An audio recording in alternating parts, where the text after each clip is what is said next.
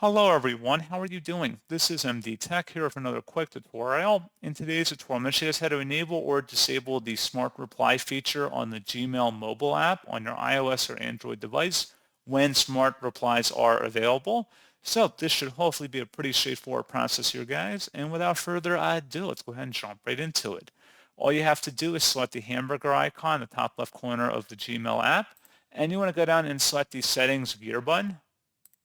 Go ahead and select your email address, and then you want to scroll all the way down where it says Smart Reply, show suggested replies when available.